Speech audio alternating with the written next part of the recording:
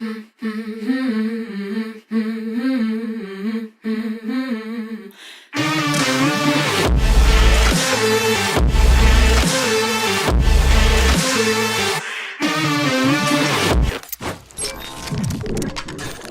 welcome to Board Game Bonkers. I'm JC. Today we're going to be taking a look at a review of Raiders of the North Sea. This is a worker placement game. We're placing our workers out, carrying an action out, taking a worker off, carrying another action, or going on a raid to raid pillage and for plunder. Well, I'll be letting you know my views and thoughts on this so after we come back from the table. So let's head down, have a look and see how it plays, and I'll let you know my positives, negatives, and again, I'll give the game a final score out of 10. In Raiders of the North Sea, what we'll be doing is placing our workers out in these spots here are going in raids. Now, I'll show the top half of the board in just a moment. I just want to concentrate on this. Now, at the start of the game, we'll be placing 3 black workers out here. 1 in the Town Hall, 1 in the Gatehouse, 1 in Treasury. Now, I'll explain how all this works in just a moment. A couple of that dice here, and that's used during certain raids. I'll go through that later on. What you'll also be doing, in the spaces, as you can see here, with the green icon here, this indicates the number of items you'll be putting out there. So we have gold, we have iron, we have Valkyrie, which is a negative, and we have livestock. Okay, so you'll be drawing them from this bag here, it'll be random, and simply you'll just be taking them out. So this example here, it says put 4, so I'll put 4 down there. And that's what you'll be doing during setup. We'll also indicate the type of worker goes in certain spots. So you have grey workers, we also have white workers, and we have a standard black workers here. Now what will happen as well, at the start of the game, each player will take 5 townsfolk cards, and they'll choose 3 of the 5. These are the 3 I've chosen. They'll have a black worker that they'll take, and they'll have 2 silver that they will take. They'll also take 1 of these ship cards, and in the case, I'll just as an example go to the yellow player. Now what it also tells you in here, which is good, it tells you end game scoring, where you'll get points for gold, iron, and livestock that you have. It tells you maximum cards that you can have and silver in your hand. So in terms of provisions, so provisions are the items here I'm telling you about. So it tells you the number, provisions are these. So it tells you the maximum you can have, which is 8, and higher crew. I'll go explain higher crew in just a moment. And you can also have a maximum of 8 cards in your hand, which is different to the higher crew, and 8 silver. Okay, so what we're doing is choosing our boat, in which case we chose yellow. As on our side with 50 on it, that means when you go around the tracker and reach beyond 49, you then flip this over. So what we're doing is placing our workers out. Now we've also got these offering tiles that are just through along the board. These offering tiles give you an opportunity to exchange goods for points. We'll randomly shuffle them and place them in a stack. They're just off camera here, and you lay out 3. When you take one or meet that requirement, so the offerings to the chieftain, then you will place one out immediately. So we've also got a stack of a townsfolk here at the side. These are shuffled and placed at the side of the board, and then we're off to start. So the first player, what they'll do, quite simple, is they'll place a worker in one of these spots. So for example, if I was to place down the well, I'll carry out that action, and then I'll take a worker off and then carry out that action out also. So let's concentrate on this before we go on to what raids look like. So you have 2 options. You can carry out your worker actions, or you can go on a raid. You can't do both. So let's concentrate on our worker actions. So what do all these do? The Gatehouse lets you take 2 townsfolk cards. Take 2, and then have a look at them, put them in your hand. Remember, your maximum hand size is 8. Now you can have more on your turn. By the end of the turn, you must discard down to 8. At the Town Hall, that lets you take an action that's on your card. Now let's have a look at these. So the cards you've got in your hand, you'll notice on the right hand side, they have this symbol here that matches the Town Hall down here. That means you can't carry out this action out. In this case, well, I don't know if you can see that. So this says take any one plunder from an opponent. So plunder is this. So I'll take that from the opponent, and then I'll discard this card. It goes into the discard pile. So that's what that does. The barracks, very similar. Any crew that I've hired, I'll explain how you hire just a moment. So it lets you hire, and then you'll be able to get the abilities on the card immediately. So for example, to hire, I must pay the cost here, which is free silver. I pay my free silver to the bank, I then hire that, and then it'll go in front of me, and that's a hire crew. You need to hire crew to go on raids. So I'll explain how that works in just a moment. Now, if we then have a look at the longhouse needs a specific worker. So as you can see, the barracks, the town hall, and the gatehouse have no specific requirements for the type of worker. That means any type of worker can go there. However, the longhouse requires a grey or a white worker to be placed there to carry that action out. When you put a grey or a white worker down, you can either exchange one livestock for 2 provision, or you can meet one of these tiling offerings. So what these do, you just exchange the goods that you've got, you'll get the points that are indicated in the top right here, you'll take that, and then you will draw a new one. Down in the silversmith, simply place a black worker, so all that looks like grey, it's actually a black worker, and then you'll be able to take either 3 silver, or you put a grey down, or a white, and you'll be able to take 2 silver. Now, one confusing thing you'll see is that looks like a grey, it's actually meant to be a black, and this is meant to be the grey worker here, which can be quite confusing, so just keep that in mind. Down in the mill, quite simple, you get 1 provision for 1 black worker, 2 provision for 1 grey worker, and you'll get 2 provision or a gold for a white worker as you place down here. In the armory, you can either place a white or a grey worker, in which case you will be able to discard 1 iron that you've got, and then you'll be able to go to the military track. Now you need military, this is your defense, sorry, that goes towards your attack. We'll explain how that works in just a moment. So example, if I place a white or a grey worker here, I can go up this track by 2. If you notice when you go up this track as well, you will gain victory points at the end of the game. Or I can exchange 2 silver to go up 1 space. The treasury, you can place any type of worker here, and you discard 1 card that you've got in your hand. So for example, I could discard one of these cards, gets discarded, and I'll get 2 silver, or I can discard 2 to get a gold. So that's how that works. Now, as soon as you place a worker down, for example, you then take a worker off, and you get to do those 2 actions. You always end your turn with a worker in your hand. So that's how that works. Let's now have a look at how you do a raid in just a moment. So let's go back to these cards. As I explained, carry this particular action out, taking 1 plunder from an opponent, for example. I need to go to the town hall. To do that, there's a worker there already, so I need to place a worker elsewhere first. For example, I might want to pay 3 silver to then put this in front of me, which will hire that townsfolk to now become crew to go on a raid. I will then, for example, take this worker off the town hall to then carry one of these abilities. For example, that I would then discard this card, and that's how that action would work. So let's have a look at raiding. So we've got different types of raids here. So as you can see, we've got different harbours down the bottom here. We've got, which are a lot easier. We've got outposts, monasteries, and then we've got fortresses, which are much more difficult. So how does this work? Okay, so you've got different requirements here. Okay, so we use this as an example. So this red will tell you the amount of attack that you'll need, okay, plus any defense is on the track on the left hand side that I showed you. Okay, this indicates how much. So for example, you look at how many townsfolk you've hired as crew, so you can have up to 5. So you look at them, and you must have a matching equal or greater than what's indicated. For example, this is 8 or 14. If I have a minimum of 8, I'll get 2 victory points. If I have a minimum of 14, I'll get 4. This indicates here a die that you'll roll that will then go towards your total. For example, that's 4. So have a look at my example here.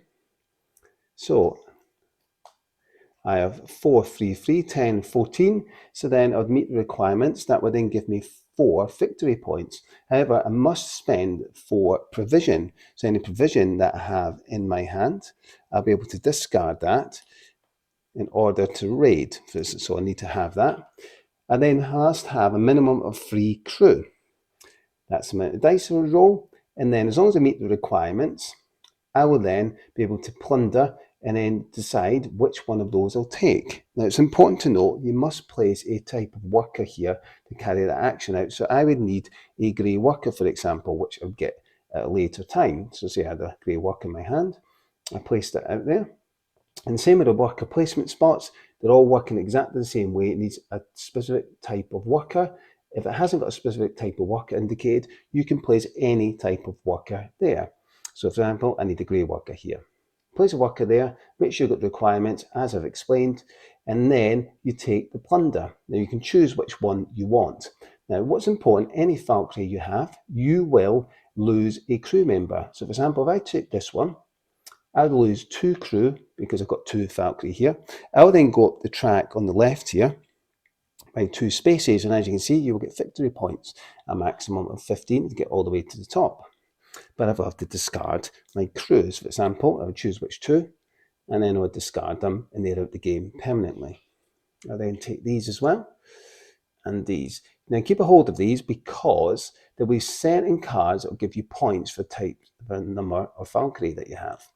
And that's how that works. Now, as you can see, when you get to fortress, it's a lot tougher. For example, you need 32 to get 10 points here, but you also need gold as well as provision, but you need 4. In this one, you need 5 crew hired. So it's a lot more difficult and challenging. And that's essentially what you'll be doing throughout the whole of the game. Now, it's what's important to note, when you always place a worker down, you always take a worker off, in which case I would have taken this grey worker and placed it in my hand. And that is how you play. Whoever's got the most points, you total up by the points you're getting from your raids, points you've got on these 2 tracks, the Valkyrie, and also your defense one here. Now we just go back to the defense. As you can see, this will go towards your total when you're raiding.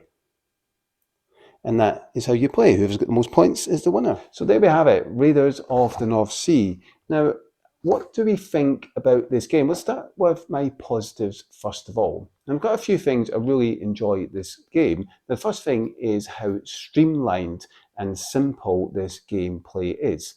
So let's talk about the worker placement first. That's quite innovative. So I place a worker out, carry that action out. Now some spots need a particular type of worker, so it might be any type of worker, or it might indicate it needs a grey or a white worker. So I'll carry that action out, then take a worker off from a different space, it can't be the same worker placed down, and then I carry that action out also, so I get 2 actions in my workers placement spots. That's great, I really like that. It's innovative that I place a worker down and then take a worker. I've always left with a worker in my hand, or I can choose to go on a raid. I just simply look at where I want to raid to make sure I can meet the requirements, place the type of worker down that's required for that type of raid of that place, and then carry that raid out. Meet the requirements, I need a certain number of hired crew, so I'll make sure I've got the hired crew in my hand, and then I will look at the value and how much attack I will need in total to be able to raid and take the plunder. And also I can use what defense I've got on the defense track to go towards my total. Some require the use of the dice you'll roll to add towards your total. Really simple, streamlined. Of course you need provision or gold to then discard as well to be able to carry that out. Simple, streamlined in how that works, nothing complicated whatsoever, and I really like how simple that system is. Really straightforward and really easy to grasp even for non-gamers to get their head around once you've done that a couple of times. Now, the second thing I really like, and I'm going to go back, is the worker placement element in this game. A really simple, elegant way and unique way of doing worker placement. So you standard worker placement, you place a worker out and no one else can go there. Well, you've got the same here, except the twist is I'm also taking a worker off from a different spot. So I'm getting 2 actions. But what's unique is I'm not really blocking anyone as per se, because another player can say, well, I just place a worker here and then take that worker off from the action I want. So you're not blocking, you can make it inconvenient, but you're not just blocking anyone. But I really like how it gives you that flexibility, the uniqueness of place a worker, take a worker off. And I like that you need certain types of workers who go in certain types of spots. That's where the restriction comes in. But you need to go on raids to get those type of workers. For example, you need to go on raids to get grey and white workers that you need to then go to certain worker placement spots to carry those actions out. I really like how that system works. It's streamlined, it's simple to grasp, but also adds a little bit of complexity that this game certainly needs without over making it too complicated. I really like that. So let's talk about the third thing I like, and that's how deterministic the outcome is, as per se, for the most part, on raids. So a lot of people might feel that it's not too exciting for them, which is fine. But I like that you look at requirements, I need a certain type of hire crew, and then look at my value that's in the top right on the card, which should be in your top left as you look at this. And then I'll look at any bonuses it might give you. So for example, this says gain 1 strength for every 2 offerings you currently hold. So I'll get an extra strength. So I'll look at all my strength and then total them up, make sure I meet the requirements, and then I can roll any dice if it tells me to. And what's great is the dice starts at 2 and then goes all the way up to 5. I then add that to my total, and if I've met the requirement or I've got greater value, then I've successfully raided and I gather the plunder. I really like how that works. It's simple, streamlined, deterministic for the most part. Some obviously spaces require you to roll dice when you're raiding, and some don't. The harbour doesn't, for example, and it doesn't need a requirement either. You just need a certain number of hired crew. So I really like how simple, streamlined it is, but how deterministic it is as well, but with a little bit of luck. So I can take a risk, or I can be really assured of I've met the requirement. I don't have to worry about what the die roll is. I just need 2, and the minimum's 2, so I've met the requirements. So I really like that. It's more deterministic than luck. And there's ways to kind of mitigate that luck slightly. So I really enjoy that. So what is my fourth thing that I like about this game? Now, I want to talk about the iconography and the way things are. It's really simple and easy to understand. So your points are in yellow, the strength or attack that you need is in red, and that matches the tracker you've got. Your Valkyrie is black, and the tracker is black to represent that. So really simple, and the iconography is really simple and straightforward. The rulebook explains everything right at the back. So that isn't that much to remember and do. You're simple, right, okay, I go to this spot and this is exactly what I do.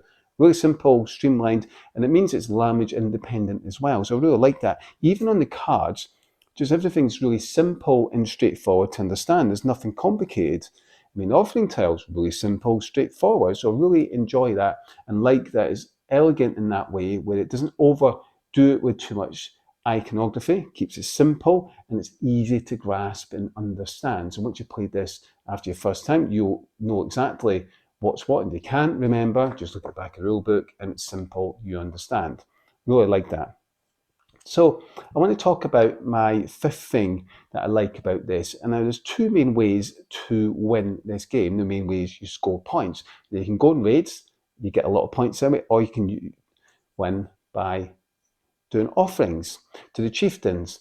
Now, there's an argument, so coming to one of my negatives, it isn't that exciting doing offerings, but those are the main ways you'll score points. You've got 2 different strategies there. You can go for offerings or you can concentrate on raids. So I really like that, but you need to go on raids to get the goods to then do the offerings as well. So it forces you to do everything, but you can kind of work towards a certain type of strategy. Do I want to just keep doing the raids? And the game ends in 3 different ways. I didn't explain in the overview, is that when the offering tiles run out, or there's only 1 fortress left to raid, or all the Valkyrie is off the board, then that will trigger the end of the game. So you can work out when the game ends as well. You can work out and see exactly how many points people have got. But if you've got offering tiles, then you might not know how many points the opponents have got as well. So I really like how simple that is, and the scoring in general is streamlined, it's simple, it doesn't overdo it. And I don't like it when games have got, you get scores for this, that, and it becomes too mathy. This is simple, streamlined,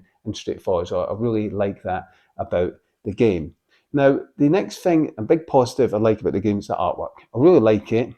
It's almost not quite cartoony, but I really like the look of the art. I think it looks fantastic. It looks engaging. The board looks amazing in the art.